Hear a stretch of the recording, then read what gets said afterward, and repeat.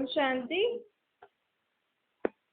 ओम शांति। अज मिठा मिठा श्री बाबा ब्रह्मा जे तन द्वारा चवंता मीठे मीठे बच्चे जगदम्बा जी महिमा भारत में ॾाढी आहे। जगदम्बा खे भारतवासियुनि जे सिवाय ॿियो कोई ॼाणंदो ई न आहे। नाम ॿुधियो आहे जंहिंखे ईव अर्थात बीबी चईंदा आहियूं। एडम आहे ब्रह्मा, एडम और ईव चईंदा आहियूं। ईव अर्थात सरस्वती बीबी।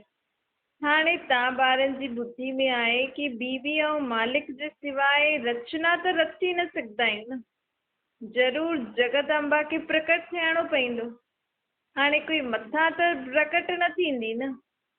मनुष्य तन त हिते ई मिलंदो आहे, मनुष्य आत्माउनि जो पाठ हिते ई आहे। त असां कलयुगी मनुष्य आत्मा मां ई कीअं आत्मा जो पाठ जगदम्बा जे रूप में आहे हिन दुनिया में। उन आत्मा खे परमात्मा अची करे जगायो अथई। छो जी हाणे जगदम्बा जो पाठ बि दुनिया में हले थो। छो जी दुखनि सां दूर करण वारी माण्हू चईंदा आहिनि जगदम्बा आहे। अलॻि अलॻि उन जो रूप ठाहे रखिया अथनि, परंतु इहा आत्मा में शक्ति हूंदी आहे जंहिंजा अलॻि अलॻि असां रूप ठाहिया आहिनि। हाणे परमात्मा जेकी असांखे शक्ति थो ॾे, त उन शक्ति खे जगदम्बा जी आत्मा पूरी रीति धारण करे सभिनि जी मदद कई। हिकु थींदो सिर्फ़ु स्वयं जे लाइ असां ख़ुदि जे विघ्ननि खे विनाश करे सघूं, ओतिरी शक्ति असां धारण कयूं। ॿियो हूंदो आहे विश्व जी सर्व आत्माउनि जा मां दुख दूर करे सघां, हुनजे लाइ मां परमात्मा खे यादि करां। त जगदम्बा जी आत्मा उहा आत्मा आहे जेकी कलयुग जे अंत में जॾहिं परमात्मा आया हुया, जेका हाणे आया आहिनि, त उनजी आत्मा परमात्मा खे यादि करे पंहिंजे अंदरि एतिरी शक्तियूं गुण ज्ञान भरी कि पूरे विश्व खे उन सर्व शक्तियूं गुण ऐं ज्ञान। इन करे भक्ति मार्ग में जगदम्बा जो गायन आहे। भल आहे भारत में, लेकिन आत्मायूं त सभु भाव आहिनि। तो जगदम्बा जी आत्मा परमात्मा खे यादि करे विश्व जी सर्व आत्माउनि जी मदद कई। हाणे भारत जी महिमा ॾाढी आहे। स्वर्ग बि चईंदा आहियूं भारत में ई हुयो। इहो बि ॼाणंदा आहियो कि भारत प्राचीन आहे। छा सभिनि खां पुराणो अर्थात हिन भारत भूमि ते शुरू खां जीवन हले ई थो। इन भारत भूमि ते कॾहिं जीवन ख़तम ई न थींदो। मनुष्य आत्मा जो खेल जीवन, इन करे भारत खे पुराणो चईंदा आहिनि। पुराणो अर्थात हिन दुनिया हिन भारत भूमि में कॾहिं बि खेल ख़तम न थींदो। इन करे माण्हू चईंदा आहिनि भारत प्राचीन आहे अर्थात पुराणो आहे। इन ई दुनिया में हेवन हुयो, स्वर्ग हुयो। हिन भारत धरती ते ई स्वर्ग अर्थात हीरे जीअं महल हुया, हीरे सोने जीअं महल हुया, अर्थात सुख शांति हुयो। हाणे हिन ई भारत में नर्क थी वियो आहे। बाक़ी देश एॾा दुखी न आहिनि जेतिरा भारतवासी दुखी आहिनि। तव्हां हाणे ईश्वर खे पहचानियो अथव त तव्हां ईश्वर जी संतान थी वियो न। बिगर सम्झे त असां ईश्वर खे न संतान न कहलाईंदासीं न। भल माण्हू चईंदा आहिनि कि भॻवानु असांजो बाप आहे, उहो परम पिता आहे, परंतु तव्हांजो शरीर जो बाप त अथव, पोइ हुनखे पिता छो था चओ? उहो कंहिंजो पिता आहे? तव्हांजी आत्मा जो पिता। तव्हांजो पीउ बि हुन निराकार खे यादि थो करे त वॾो केरु थी वियो? परमात्मा थी वियो न। परमात्मा हर 5000 साल में हिकु बार अची करे असांखे ईअं ई ज्ञान ॾींदो आहे। बाबा चईंदा आहिनि पवित्र आत्मा पवित्रता सां, पवित्र जेकी आत्मा हूंदी आहे उन जे अंदरि हिकु लाइट हूंदी आहे। अखियुनि खां न ॾेखारे में ॾींदी आहे, लेकिन उहो चमक हुनजे चहिरे सां नज़र ईंदी आहे। पुण्य आत्मा चइबो आहे जेकी दान पुण्य कंदी आहे। पवित्र आत्मा में शक्तियूं लाइट हूंदी आहे। पुण्य आत्मा उहो जेको दानी हूंदो आहे। बाबा चईंदा आहिनि अंग्रेजी में उन्हनि खे फिलैंथ्रोपिस्ट चईंदा आहिनि, पवित्र खे वाइसलेस चईंदा आहियूं। अलॻि अलॻि अक्षर आहिनि न। भारत में दान पुण्य ज़्यादा थींदा आहिनि, परंतु अक्सर करके दान कंदा आहिनि गुरुअनि खे। हाणे उन पवित्र आत्माउनि खे बल उन्हनि खे चओ था पर पवित्र आत्मा, परंतु हुननि खे दान पुण्य छो था करो? दान त ग़रीबनि खे करणो खपे न। हाणे तव्हां उन हिक तरीक़े सां उन्हनि खे पवित्र आत्मा था चओ, त असांखे उन्हनि खे त आपे ई छा खपे? उन्हनि खे त तप करणो आहे, जा त कुझु थोड़ी खपे, रोटी पाणी त मिली वेंदी आहे। लेकिन बाबा चए थो कि उहो पवित्र आत्मायूं आहिनि, लेकिन असां उन्हनि खे पुण्य आत्मा न चई सघंदासीं। जेकी भी साधु संत जी आत्मा पवित्र आहे, लेकिन पुण्य आत्मा न आहे। छो जी दान पुण्य थोड़ी कंदी आहे, दान वठदी आहे। हाणे सभिनि जिस्मानी तरीक़ा जेका असां भॻवान खे ढूंढण जा जेका भी अलॻि अलॻि तरीक़ा अपनायासीं, भॻवान खे मञदा हुयासीं, हाणे उन्हनि सां पंहिंजो बुद्धि योग हटाए हिकु निराकार बाप खे यादि करो। बाबा चए थो हाणे मां आयो आहियां सभिनि जो उद्धार करणु। तव्हां ज्ञान सागर सां निकिरी हुई ज्ञान जी नदियां आहियो। परमात्मा आहे ज्ञान जो सागर। परमात्मा में अथाह ज्ञान आहे, ऐं असां में जेतिरो जेतिरो ज्ञान वठूं था न, ओतिरी ओतिरी असां नदी था ठाहींदा वञूं। अर्थात ओतिरो ओतिरो असां में ज्ञान थो अचे।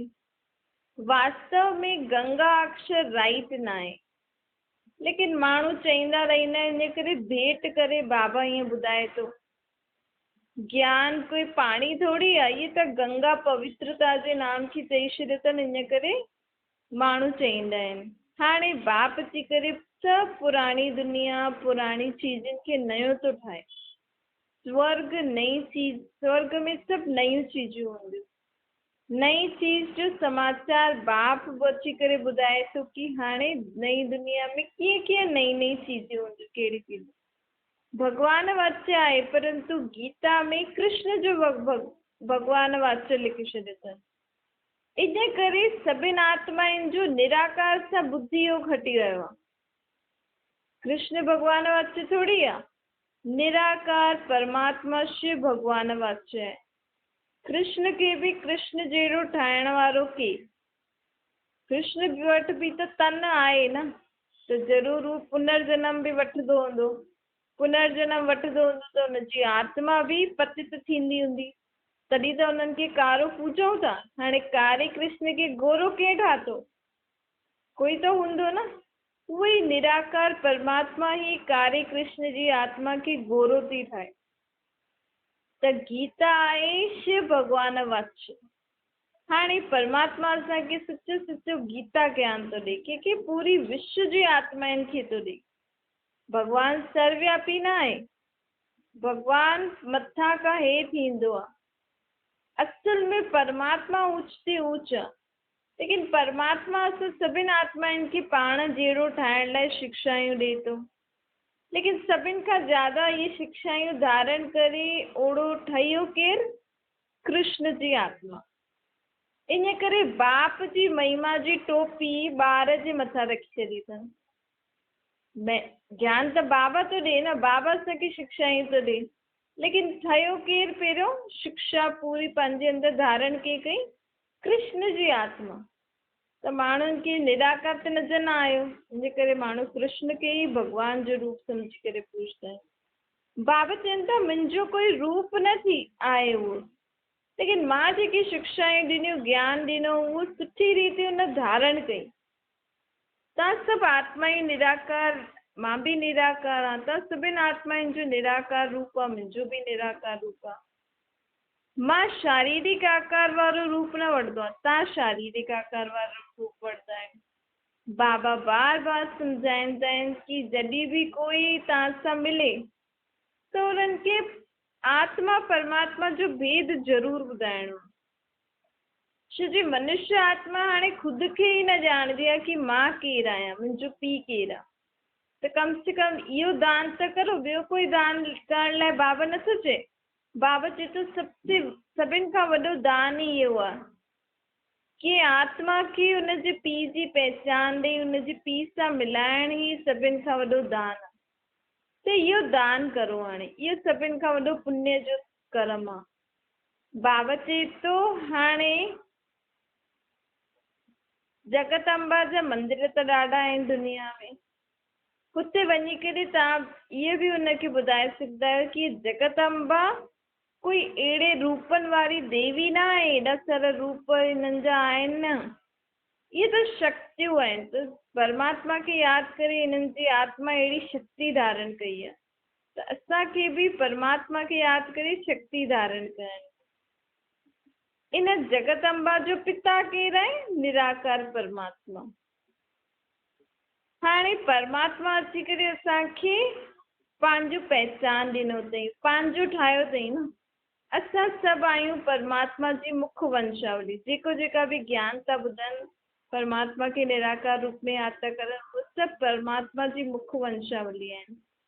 परम पिता परमात्मा निराकार आहे, ब्रह्मा जी तन में अची करे असांखे अची करे गोद वरितो अथई, ज्ञान ॿुधाए करे पंहिंजी सम्झ ॾेई करे असांखे पंहिंजो ठाहियो अथई। हाणे परमात्मा जी मत ते हलंदासीं त असां छा थी वेंदासीं? स्वर्गवासी। दुनिया में माण्हू चवंदा आहिनि स्वर्गवासी थी वियो। हाणे अगरि स्वर्ग में वियो त तव्हां नर्क जो भोजन हुनखे छो था खारायो? माण्हू इहे श्राद्ध आदि वर्ती आदि कंदा आहिनि न। ॾिसो, सन्यासी चवनि था ज्योति जोत में समाइजी वियो। कहिड़े बि गुरु सन्यासियुनि जी शरीर छॾंदा आहिनि त चवंदा आहिनि ज्योति जोत में समायो, मुक्ति मिली हुयसि, मथे हली वियो।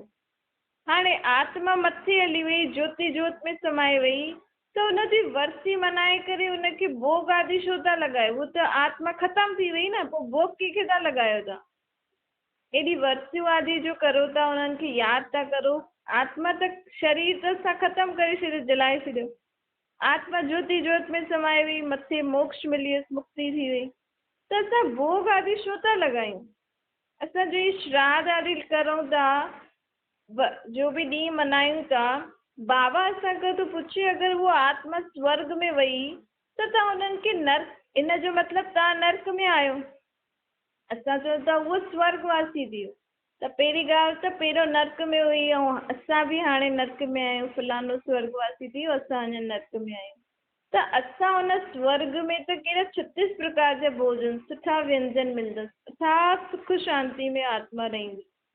त असां हुनखे नर्क जो भोजन छो था खारायूं? नर्क जो भोजन जो माण्हू श्राद्ध आदि या भोग आदि लॻाईंदा आहिनि, त हिन जो मतिलबु चवंदा आहिनि न उहा आत्मा खाए थी, हुन आत्मा जे नाम जो भोजन। माण्हू चवंदा आहिनि कौआ बि हुननि जे रूप में अची करे खाइनि था, अलाए छा छा मतियूं आहिनि। पर बाबा असांखे चए थो अगरि उहो स्वर्ग में वियो त तव्हां हुननि खे नर्क जो भोजन छो था खारायो? अगरि उहा आत्मा ज्योति जोत में समाए वई त ख़तमु थी वई न, हुनजो त अस्तित्व ई न रहियो। त असां हुननि जी वर्ती आदि छो था मल्हायूं? इहे सभु प्रश्न पाण खे पंहिंजे खां पुछणा खपनि। बाबा चए थो कोई आत्मा ज्योति जोत में समाइजंदी न आहे, ऐं आत्मा स्वर्ग में त तॾहिं वेंदी जॾहिं हिते स्वर्ग ठहींदो न। इहे ई दुनिया, इहो ई भारत जिते असां रहूं था, इते ई स्वर्ग थींदो कल्ह। त स्वर्ग में वञण जे लाइ पहिरियों आत्मा खे सर्व गुणनि सां संपन्न, 16 कलाउनि सां संपन्न, संपूर्ण निर्विकारी, अहिंसक, मर्यादा पुरुषोत्तम थियणो पवंदो। छो जी पाण देवी देवताउनि जी महिमा इहे ई त ॻाईंदा आहियूं न, सर्व गुणनि सां संपन्न, 16 कलाउनि सां संपन्न, संपूर्ण निर्विकारी, अहिंसक, मर्यादा पुरुषोत्तम, संपूर्ण निर्विकारी, कोई विकार न हुजे। हाणे दुनिया में कोई अहिड़ो माण्हू आहे जंहिंमें कोई बि विकार न हुजे? चलो काम विकार न, क्रोध, लोभ, मोह, अहंकार त सभिनि में आहे। त हिननि विकारनि सां बि मुक्त थींदासीं जॾहिं ओड़ी आत्मा ठहींदी, तॾहिं वञी करे स्वर्ग में हुनखे एंट्री मिलंदसि। त स्वर्ग में एंट्री वठण जे लाइ ई हाणे बाबा हिन धरती ते अची करे असांखे पढ़ाए थो। चए थो कल्ह स्वर्ग ईंदो, अॼु तव्हां तयारु थींदव तॾहिं तव्हां शरीर छॾंदव त तव्हां स्वर्गवासी थींदव। जेका बि बिना पढ़ाई करे, मूंखे यादि करे बिना जो बि विया आहिनि, उहे स्वर्ग में न विया आहिनि, उहे हिन ई नर्क में ई कहिड़े न कहिड़े नाम रूप में किथे ई पाठ था वॼाइनि। अगरि हुन आत्मा जो तव्हां सां गॾु कोई हिसाब किताब ॿियो रहियल हूंदो त तव्हांजे ई घर में नंढो ॿार ठही करे तव्हां सां पंहिंजो हिसाब किताब चुकतो थी करे उहा आत्मा। लेकिन असां हुनजो श्राद्ध था मल्हायूं। उहा ई आत्मा तव्हांजे घर में पोतरा दोतरा ठही करे तव्हां सां खेॾे थी, ऐं असां हुनजो श्राद्ध था मल्हायूं, हुनजे लाइ दुखी था थियूं, रोऊं था, दुख था मल्हायूं। त हिन ॻाल्हियुनि खे असांखे सम्झणो खपे। श्राद्ध छो मल्हाइबो आहे?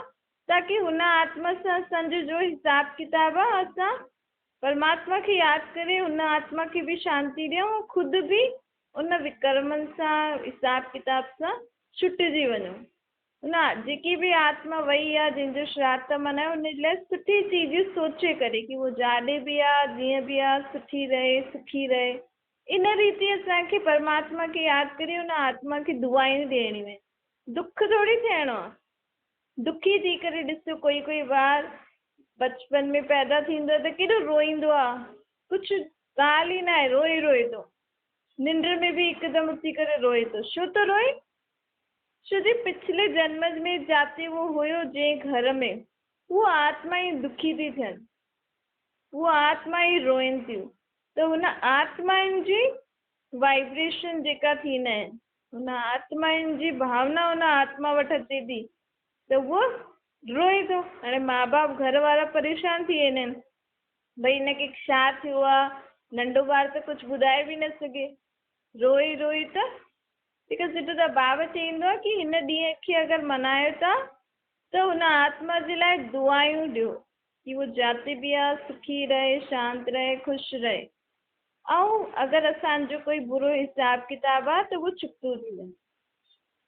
बाबा हाणे इहे सभु ॻाल्हियूं आत्माउनि खे ॿुधाइण आयो, छो जे आत्माउनि जो पीउ आहे न। आत्माऊं दुखी थी थियनि त परमात्मा बि आत्माउनि खे सभु ॻाल्हियूं ॿुधाए थो कि तव्हांजा दुख दूर हीअं हीअं थींदा, हिक ॿिए जे लाइ सदा सुठो सोचो। आत्मा त हिकु शरीर छॾे ॿियो वठंदी, नयो शरीर वठंदी, वञी करे नयो संबंध निभाईंदी। आत्मा त आहे ई एक्टर, हुनखे त हिकु शरीर वठी छॾे करे ॿियो वठिणो ई अथसि। इन में असांखे दुखी न थियणो खपे। इहा ॻाल्हि असांखे सम्झणी आहे कि असां हिते खेल था खेॾूं। हर हिकु आत्मा जो पंहिंजो पंहिंजो पार्ट आहे। जंहिं आत्मा जो मूंसां गॾु जेतिरो समय पार्ट आहे, उहो चुप करे वापसि पंहिंजे ॿिए शरीर में हली वेंदी, नयो शरीर वठी करे। आत्मा कोई ज्योति ज्योत में समाइजी थी थोरी आहे। अगरि आत्मा ज्योति ज्योत में समाए विझी वञे त दुनिया में पॉपुलेशन घटि थियणी खपे न। एॾी सारियूं आत्माऊं शरीर छॾनि थियूं, ज्योति ज्योत में समाइजी वयूं, मोक्ष मिली वियो, त दुनिया में पॉपुलेशन घटि थियणी खपे, लेकिन वधे छो थी? इहे आत्माऊं किथां थी अचनि जो वधनि थियूं? इन जो मतिलबु आत्मा ख़तमु न थींदी आहे।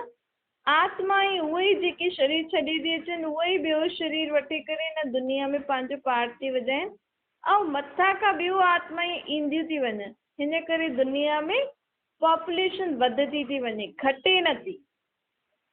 त इहा ॻाल्हि असांखे सम्झणी आहे कि आत्मा कॾहिं ख़तमु न थींदी आहे।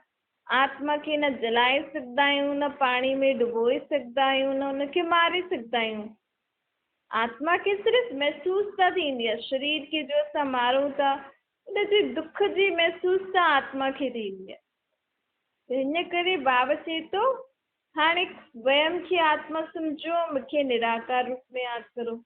परमात्मा खे निराकार रूप में यादि करण सां ई आत्मा जो जन्म जन्मांतर जा मैल ख़तमु थींदो, आत्मा स्वच्छ थी वेंदी आहे। माण्हू बाबा चवनि था कि जीअं तव्हां पंहिंजे घर जी साफ़ सफ़ाई था करो, चीजुनि जी साफ़ सफ़ाई था करो, उहो ई मूंखे निराकार रूप में यादि करे पंहिंजी आत्मा जी साफ़ सफ़ाई करणु, ऐं उहो बि सिर्फ़ु सुबुह हिकु बार न, या जॾहिं समय मिलियो न। बाबा चए थो अगरि हर कर्म कंदे असां बाबा खे यादि करे कंदासीं त सम्झो सदा ई असांजी सफ़ाई थिए ई थी आत्मा जी। छो जी आत्मा जे मथां द्वापर युग खां मैल चढ़ल आहे। द्वापर युग खां मां आत्मा मैली थी वई आहे।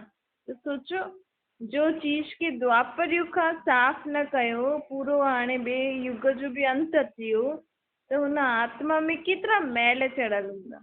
कहिड़ी कहिड़ी मैल आहे? विकारनि जी, बुराइनि जी, बुरे स्वभाव संस्कारनि जी, जेका असां हिक ॿिए सां बुरा कर्म कया आहिनि, सभिनि जी मैल मुंहिंजी आत्मा ते चढ़ल आहे। हाणे अहिड़ी मेरी आत्मा खे असां परमात्मा खे जॾहिं सॼो ॾींहुं यादि करे कर्म कंदासीं, तॾहिं त असांजी आत्मा साफ़ थींदी। त बाबा चए थो इन करे उथंदे वेहींदे खाईंदे पीअंदे बाबा सां गॾु सभु कर्म करो ऐं इहो सोचो कि हा बाबा मुंहिंजी आत्मा जी साफ़ सफ़ाई थो करे। बाबा जी शक्ति सां मुंहिंजे आत्मा जे जन जन्मांतर जो मैल साफ़ थो थिए ऐं मां आत्मा हिकदमि चमकदो उहो हीरो थी वञा। हीरे में थोरो सो बि दाग हूंदो आहे त नज़र ईंदो आहे न, उहो ई असांजी आत्मा जॾहिं ईअं साफ़ थींदी वेंदी न त थोरो सो बि अगरि असांजे में कोई बि नुक्स हूंदो या कुझु बि ग़लति स्वभाव संस्कार हूंदो त उहो झटि पतो लॻी वेंदो। त पाण खे पंहिंजे स्वभाव संस्कार जांचणा आहिनि, उन्हनि खे साफ़ करिणो आहे। परमात्मा आयो आहे आत्माउनि जी साफ़ सफ़ाई करणु। बाबा चए थो हाणे देह अभिमान छॾो, हिन देह जे अभिमान खे छॾो। देह जे बान में त अचिणो पवंदो छो जी आत्मा खे कर्म त करिणो आहे। देह जे बान में न ईंदी त आत्मा कर्म कीअं कंदी? लेकिन कर्म करे पोइ हिकदमि असांखे न्यारो थी वञिणो। पोइ कर्म सुठो थियो या बुरो थियो उनजे प्रभाव में न अचिणो। सुठो थियो कोई तव्हांजी तारीफ़ थो करे त बि बुद्धि में रखो कि बाबा कराई, ऐं ख़राबु थी वियो कुझु गड़बड़ थी वई त बि बाबा खे ॿुधाए करे तव्हां सदा बेफ़िक्र रहो। इन करे बाबा चए थो कि हाणे हिन पुराणी दुनिया में बाक़ी थोरो समय आहे, लेकिन पुराणी दुनिया में एतिरी आत्माउनि सां जो मुंहिंजो हिसाब किताब उहो त चुप्त करिणो आहे न। पुराणी देह में पुराणी दुनिया में रहंदी हुई मैं आत्मा हिकु त परमात्मा खे यादि करे पंहिंजी साफ़ सफ़ाई करां थी। ॿियो मुंहिंजो जंहिंसां बि जो हिसाब किताब आहे उहो चुप्तू थो थिए। ॿियो मूं में दैवी गुणनि जी धारणा थी थिए छो जी मुंहिंजी आत्मा खे इहा पुराणी दुनिया पुराणो शरीर छॾे करे पहिरियों पंहिंजे घर वञिणो। पोइ हुतां खां मां आत्मा जॾहिं हिन दुनिया में नई दुनिया ठही वेंदी स्वर्ग, तॾहिं मां हिन दुनिया में ईंदमि। पोइ मुंहिंजो देवी ऐं देवता समान पाठ शुरू थींदो। छा मीठे मीठे सिकी लदे ॿारनि प्रति माता पिता बाप दादा जो यादि प्यार ऐं गुड मॉर्निंग रूहानी बाप जी। पाण सभिनि रूहानी ॿारनि खे नमस्ते। पंहिंजी बि रूहानी माता पिता बाप दादा खे यादि प्यार गुड मॉर्निंग और नमस्ते वरदान आहे। सदा पंहिंजी श्रेष्ठ शान में रही करे परेशानियुनि खे मिटाइण वारा मास्टर सर्वशक्तिवान ठहो। सदा ये वरदान स्मृति में रहे कि मां पंहिंजी श्रेष्ठ शान में रहण वारी ॿियनि जी बि परेशानी मिटाइण वारी मास्टर सर्वशक्तिवान आहियां।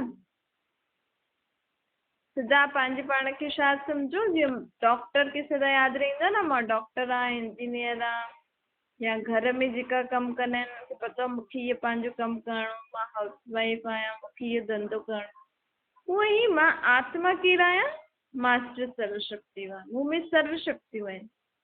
मां आत्मा न कॾहिं ख़ुदि परेशान थींदी आहियां न ॿियनि खे परेशान कंदी आहियां ऐं पंहिंजी शक्तियुनि द्वारा ॿियनि जी परेशानियूं बि दूरि करण वारी आत्मा। कमज़ोर आत्मा न आहियां, श्रेष्ठ शान जे तख़्त नशीन तख़्त ते रहण वारी मां आत्मा आहियां जो सदा पंहिंजी आत्मा खे इहो अनुभव कंदा आहिनि कि मां आत्मा हिन भ्रुकुटी जे विच में वेठी आहियां, अकाल तख़्त नशीन आहियां। ऐं बाबा परमात्मा जी यादि में परमात्मा जे दिलि तख़्त नशीन आहियां। उहा आत्मा कॾहिं सपने में बि परेशान न थींदी आहे। कोई केतिरो बि हुन आत्मा खे परेशान करे, लेकिन अहिड़ी शान में रहण वारी आत्मा सदा ई शक्तिशाली रहंदी आहे। स्लोगन आहे सदा पंहिंजे स्वमान में रहो त तव्हांखे सर्व जो मान मिलंदो। पंहिंजो मान रखो, हाणे पंहिंजो समान रखो कि मां कहिड़ी आत्मा आहियां। मूं में मां कंहिंजो ॿार आहियां। मां आत्मा सदा पंहिंजे हिन स्वमान में रहां कि मां निराकार परमात्मा जो ॿार आहियां। मां शांत रहण वारी आत्मा आहियां। मां सभिनि जी परेशानियूं दूरि करण वारी आत्मा आहियां। मां सुखी आत्मा आहियां, शक्तिशाली आत्मा आहियां, ख़ुशि रहण वारी आत्मा आहियां। त जॾहिं असां पंहिंजे हिन आत्मिक समान में सदा टिकल रहंदासीं त आप ई असांखे सदा सभिनि जो मान मिलंदो।